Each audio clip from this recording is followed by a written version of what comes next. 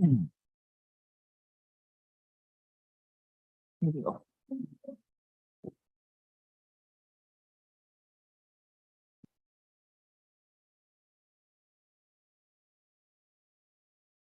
Just waiting for the clock to flip 5.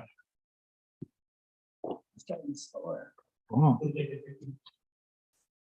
maybe we'll have to change it. You're right, it's 5:01 on my computer. All right, let's start this meeting. So I would like to start the meeting with an acknowledgement. Welcome to everybody. Acknowledgement that the meeting's being held in the heart of the traditional territory of the Fort Nelson First Nation, as well as the Prophet River First Nation. Please be advised that today's meeting is available for the public to attend virtually, is being streamed and recorded. Are there any CAO additions to the committee of the whole meeting? No, Mayor. No? Any from council?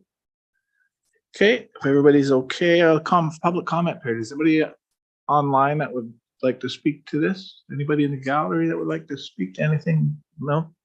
Okay.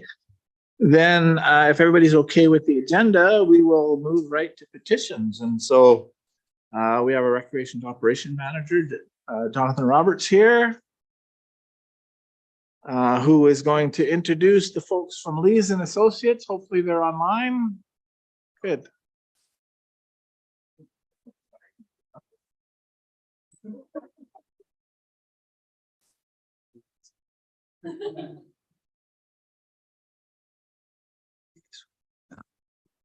All right, hello, Mayor and Council. Hello.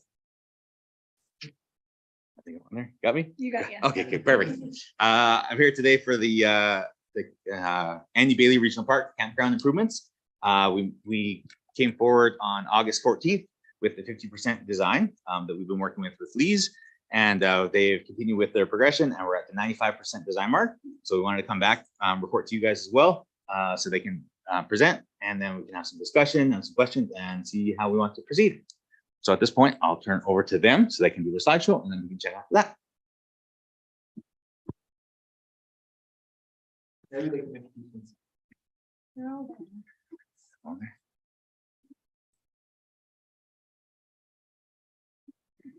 So at the last meeting, we had Heidi Redmond, who was online, and today we've got 3 of the teams that we've been working with.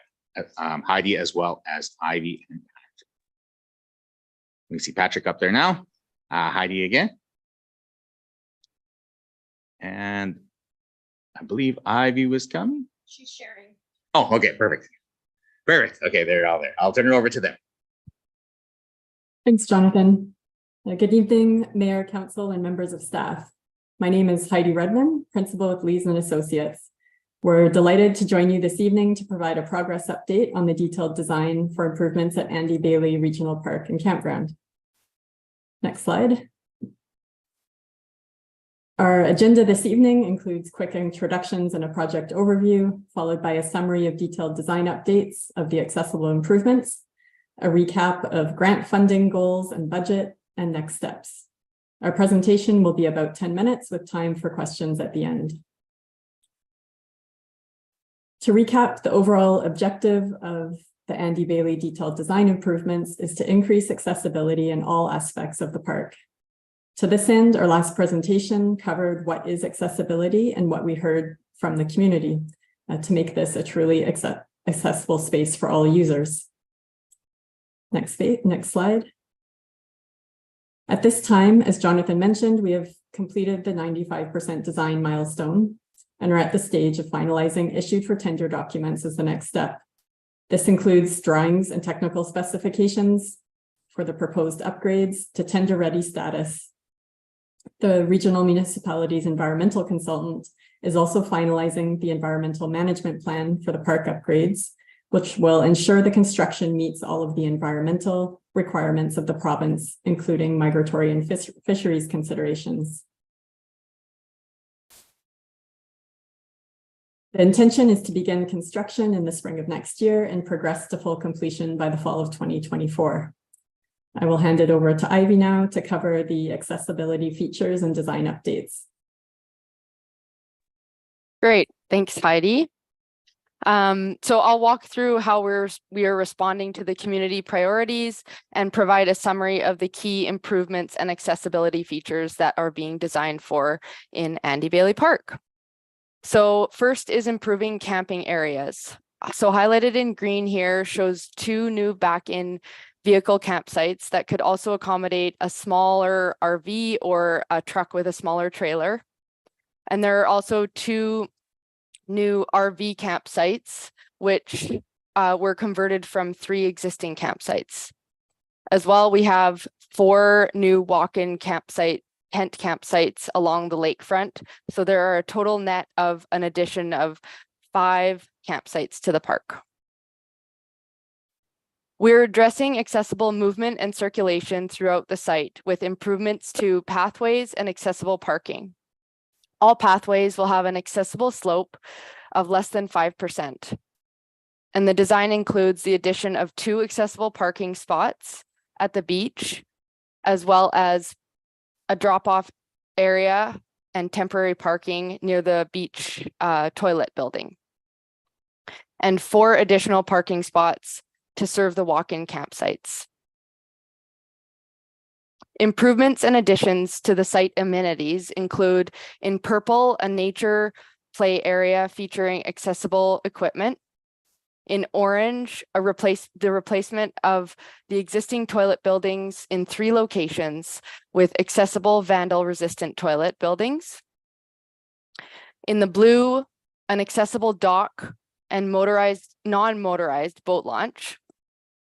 In the yellow, improvements to the beach, including beach nourishment and addition of sand and a beach mat, which will facilitate easier access to the water for those using wheelchairs.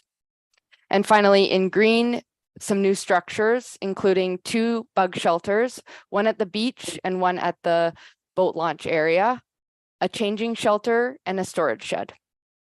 So in the next slides, I'll provide a bit more detail about some of these amenities. So zooming into the nature play area, it includes 3 play pods with different play features, including 2 music panels with chime and percussion play features, a play table with stump chairs and a bench for parents and guardians, and a wood climbing structure. So the music panel and play table provide sensory and imaginative play opportunities and are fully accessible, located on compact gravel surfacing. And the table includes a space for children using wheelchairs to pull up and partake in the play activities. The climbing structure will offer more adventurous play opportunities. So having a space that was screened for bugs was a very frequent request during our engagement in the planning phase. Bug shelters are designed to host picnicking families, school groups, and other users. And they feature custom window coverings to screen out bugs and will support increased fall and winter use of the park with the provision of a wood stove. Access to the bug shelters includes a ramp to ensure that everyone can enjoy the shelter. Concrete accessible picnic tables will be included at each of the campsites and at the beach. And these will be located fabricated locally and similar to the picnic tables newly installed at Art Fraser Park. Metal vandal-resistant food storage lockers are located at the trailhead for the walk-in campsites for walk-in campers to store food safely. And an accessible dock includes dock portions for both swimming access to the lake as well as an accessible kayak and canoe launch. We featured 1 information kiosk located at the turnoff to the park that could show a campground map and information about what visitors can expect at the park, including all of the accessible improvements. The toilet buildings will be precast concrete to be vandal resistant and will be made fully accessible. So now I'll hand it over to Patrick.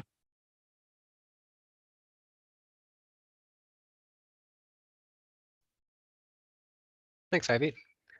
So as Heidi discussed at her presentation in August, the concept phase of Andy Bailey and Art Fraser accessibility improvements was funded by the BC Active Transportation Fund. The construction of the proposed improvements to Andy Bailey that Ivy just described are funded in part by the BC Destination Development Fund.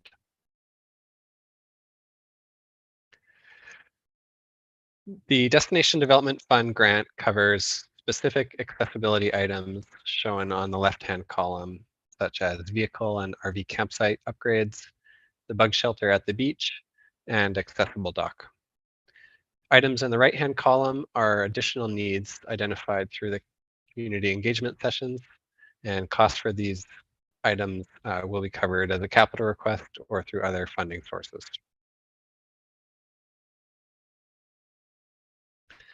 The grant-funded items will use the full $538,000 destination development grant. The balance is roughly $430,000 for a total of roughly $975,000.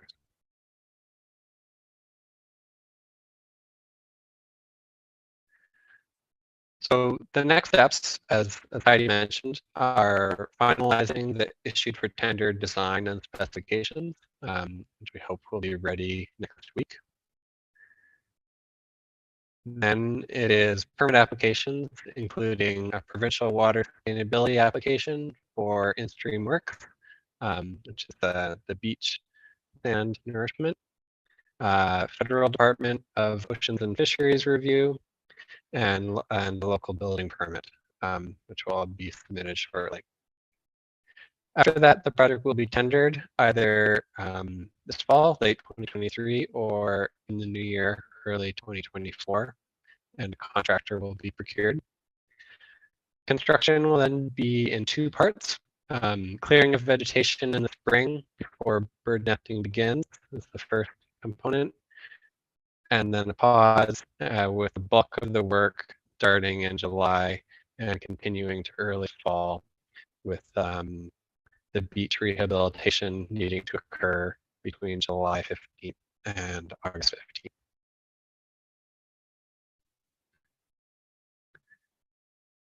So that concludes our presentation. Thank you very much for having us here today. We're happy to join Jonathan and staff in answering any questions.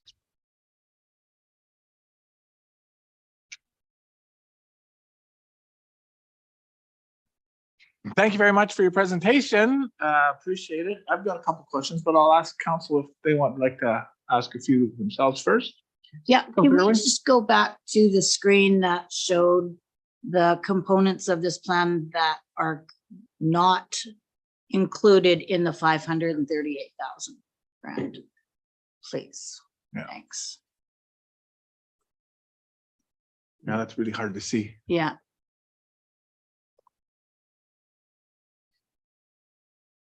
So my question with respect to this is, are the items on the right on the capital request, are they not eligible for funding, or did we prioritize what we felt we needed on the left, and whatever was left over fell out onto the right? Or were they just, these things were just not eligible to be in the grant?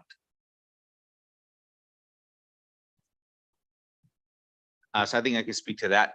The grant was specifically for accessibility upgrades. Right? So the things that are on the right here were more identified in the community engagement as things that the community members would like to see out at the park to improve their experience while they attended. Right. So are any of them on the right required in order to do anything on the left? So in other words, could we phase this? Because it's a considerable amount more money than what we had originally thought it was going to be. Probably to the $250,000 or $300,000 more than we thought it was going to be. Yeah, so at this point, we're bringing this to council for some discussion and also a little bit of guidance on how we wanted to proceed with that. We feel that we could proceed with the accessibility upgrades as it is and hold the rest of it off for a later date when there is funding available. We could put it through as optional, or we can put it through as a whole package for tender. We're trying to get the tender out to as soon as we can, so we can ensure that we have contractors lined up to meet those the environmental windows to make sure that we can construction and clearing all that stuff can proceed without any delays. But kind of trying to get a feel from council as to how we want to proceed. Within this, we did find that this project may be eligible within the Growing Communities Fund, so we may be able to cover the funding of the additionals out of that one, or potentially other grants, or as a capital request for funds in the 2024 budgets.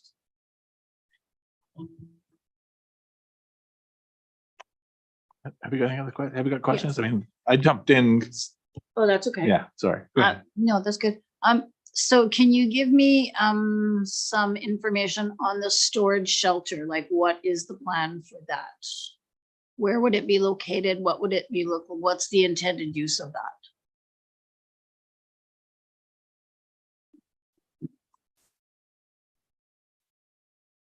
I'll just scroll to the plan here where we have the storage shelter. If you can see my cursor here, I'm circling around near the boat launch, but it's kind of where the existing recycling and garbage containers are. That's where we've currently located the storage shelter.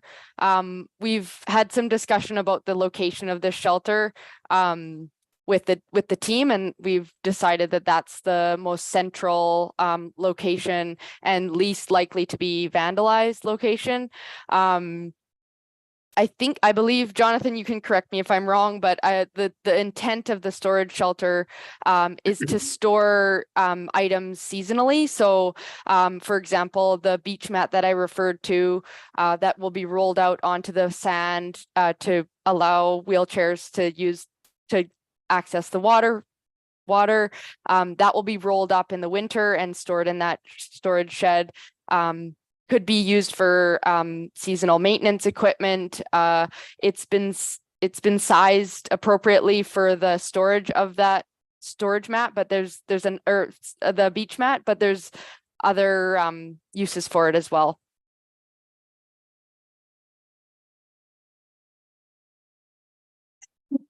And another question, please. Where it says accessible parking was the first on the list. So why wasn't that available on the grant? Did we just run out of money? Because if it's like it's to deal with accessibility, why didn't that make the column on the left?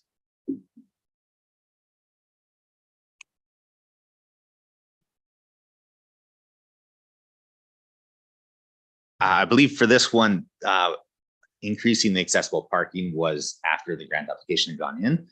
So there was discussion and we wanted to add more accessible parking at the beach area and for the washroom, the first one, I believe. So to make sure that we had plenty of accessible parking for people who needed it. Great, thank you.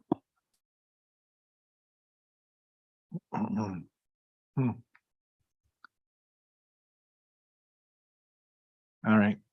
Are there any other questions?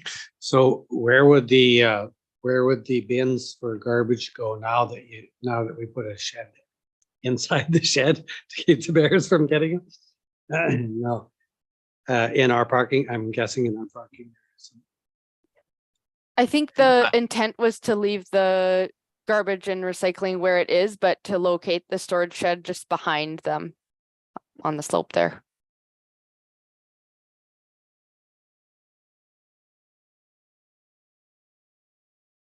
Yeah, so I guess I'm looking at the potential option for this to be a phased approach. Whether it's capital or we get funds from another organization or from some other place. Have we thought about that with respect to this? Because there's no sense doing any of the accessible stuff if you don't have an accessible parking lot, right? So if one doesn't work without the other. And so I'm just wondering if we've thought this through from the perspective, okay, if we phased it, here's the things that we would have to do that need to be supported outside the budget, or pardon me, the grant portion of it, right? And so have we thought about it from that perspective of how we might phase this if we didn't do it all at once? I think, well, for a couple of those things, if we did go into phasing, we would need to prioritize a few things, like the accessible parking that you're mentioning, to make sure that it can be used, and then we'll have to choose which other options are there as potential options or for the future to continue on. Okay. Any other questions?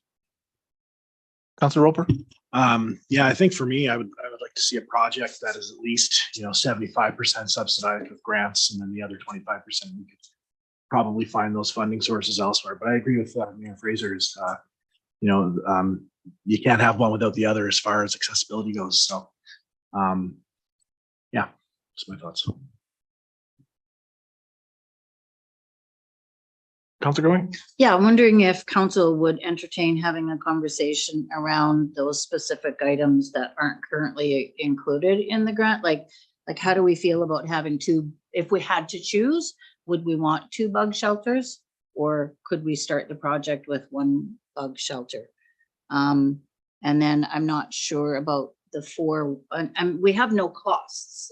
Right. So it's kind of hard to make decisions, but I guess some rationale around the 4 walk-in campsites gave me pause for thinking, but I would most definitely like to see the play structure included. So I wonder if we want to have a conversation about how everybody sees those items on the right, like what value that would add to the project. Because from my perspective, I would like to see the project go ahead with as much as possible this time. It seems to me that it would be more efficient.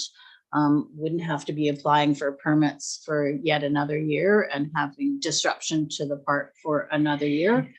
I would be very interested in looking at what the Growing Communities Fund could offer to offset any additional costs outside of that grant.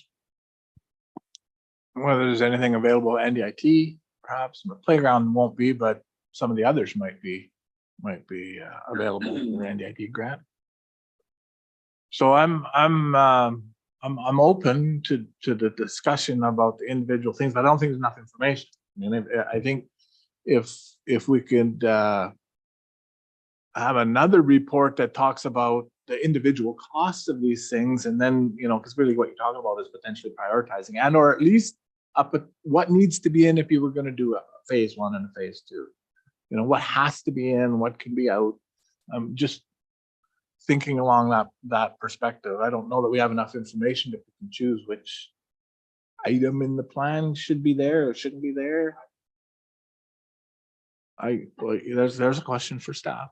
Yeah, you mentioned that the accessible parking was put onto the right side column for capital request because the grant was submitted. So are we already kind of tied to that spending with the grant?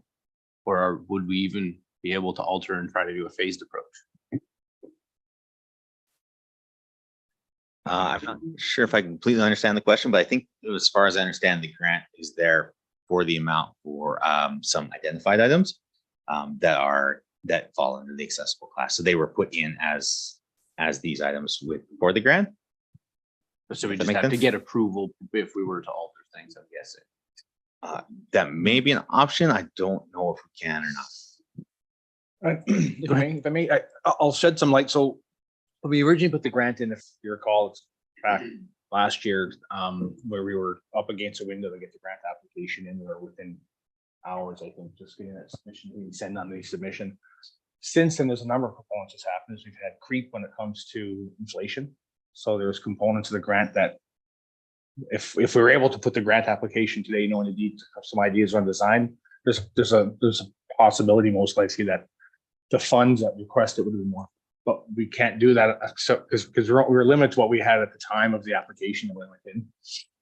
The other intent for today was understanding that more information still needs to go back to council. It was important from a design perspective. Was there any red flags in play from design? Is there anything that you see from the project as a whole that might have a flag that you don't like, that you'd like to see different fundamentally? And because the intent wasn't to put council into a position, obviously you can't make decisions in this meeting, but there is a report at the next meeting. The intent wasn't to get council to decide, unless you wish to, of course, to proceed with a certain budget amount. Mainly because, again, we only received, I think, some final numbers last week before last or something, in terms of what some of that looked like. But we want to make sure too, fundamentally, that the design wasn't way off base from where we are today, because this is what's going to help develop the tender process. The next step, of course, is going through that design and looking at what the budget, the grant covers from a budget perspective. And then from a phasing perspective, what we need to do to make sure that if we do phase the project, from a budgeting perspective, that we don't have parking that's not compatible with the end use, for example, right? So it's no sense to have a dock that's has accessibility features but you have nowhere to park and get to the dock. Yeah. So that's still in play. We know we still need to bring information back to council related to that, which would include a little bit more detail regarding the costs and some recommendations around efficiencies, right? I mean, the most efficient process obviously would be to do it all at once because you're only moving once. But if the funds aren't there, then we need to look at other options, which minimally would be the grant amount and maybe a little bit extra on top of that if there's work that's required to meet the criteria that from an efficiency perspective. And then to your point, Councilor Grewing, is to acknowledge facts that if it's phased, if we need to get permits for 2 years in a row and work inside a certain bird window and fish window, it's easy to do it at once, most likely. So we still need to work through that stuff for sure.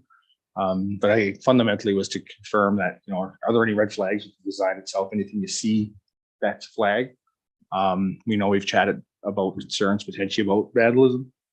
Items that might, is it worthwhile to do this right now? Because it might be vandalized and not stand very long. We know that the outhouses are built a certain way that they are, I wouldn't suggest vandal free because we have no such thing, but mitigate the opportunity for vandalism anyway. And then we need to go back, and then look at what there's different options from procurement perspective that we can look at also, right? You can procure it where you just literally phase it once and then do a second tender. You can procure it where we do the base scope of work. We can have optional work that a contractor can put optional lines in, because the price is based on what we think is going to be based from a design perspective. The best ability is based on that, but at the same time, we don't know what the price is till it actually comes back from the procurement process either, right? So there's a lot of moving parts here, but totally understanding the expectation tonight was that council didn't decide if the option's always there for council to do that, but we didn't expect council to have to decide from a budget perspective. We know we have $538,000 that's budgeted based on the grant. The other components, we still have work to do on that one there for sure. Okay, so I'm hearing you're gonna come back to us with more. But you do want to find out from us if the design itself is palatable to everybody. I'm comfortable with everything that I see there. It's just how do we make it happen in a financially responsible way? Is there anybody else who has a comment? Is there anybody who doesn't like something that's there? Yeah, the price. Well, that's something that we need to find out about, I suppose. And there's a couple of options, I think, in the report that comes later, so we can deal with that when we get there. Okay. Yep. Okay, good. Well, thank you very much for coming and presenting to us. We appreciate it. Looks like a lot of work has gone into this, and we're excited to see what the proposals will be when we go to tender. Thank you, Jonathan. Thank you, Mayor and Council. Thank you, team. Thanks, everyone. Thank you. Okay, there are no additions. Are there any media or questions? Okay, then we will adjourn this meeting. No, I'll do that as a separate meeting as opposed to a closed in-camera meeting. So this meeting is adjourned. Thank you very much.